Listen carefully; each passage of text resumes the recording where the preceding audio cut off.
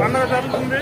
కానీ ఈరోజు గ్రామ దేవత, ఈ గ్రామ దేవతకి అందరూ కూడా పసుపు కొనుగోలు ఇచ్చుకొని అందరూ అమ్మవారికి నమస్కరించుకొని అందరూ కూడా చేసుకొని వెళ్తున్నారు.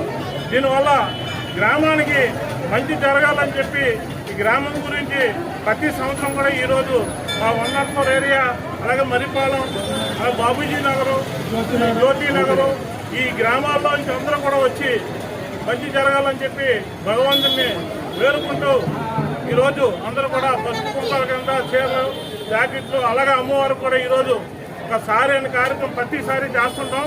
అమ్మవారికి ప్రతి ఎన్ని పల్లెలు ఒక 101 పల్లెం పట్టుకొని అమ్మవారి సదరం పట్టు దగ్గరికి వెళ్ళి సదరం పట్టు నుంచి అలా అమ్మవారి దగ్గరికి వచ్చి అమ్మవారికి దీవించి కట్టడం జరుగుతుంది.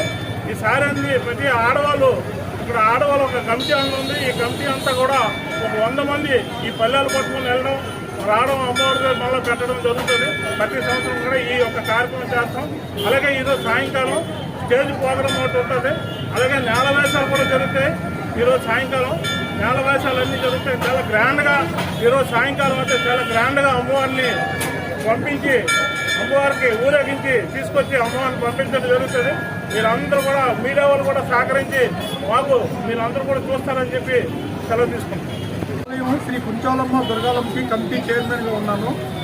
మేము ప్రతి సంవత్సరం ఈ 104 ఏరియాలోని శ్రీ కుంచాలమ్మ దుర్గాలమ్మ అమ్మవారి ఆలయం తోట పండగ మహోత్సవం జరిపిస్తున్నాం.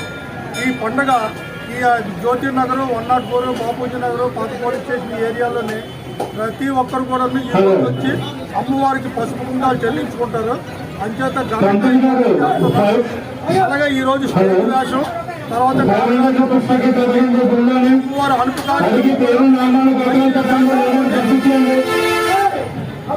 అమ్మవారి అనుపు కార్యక్రమం కూడా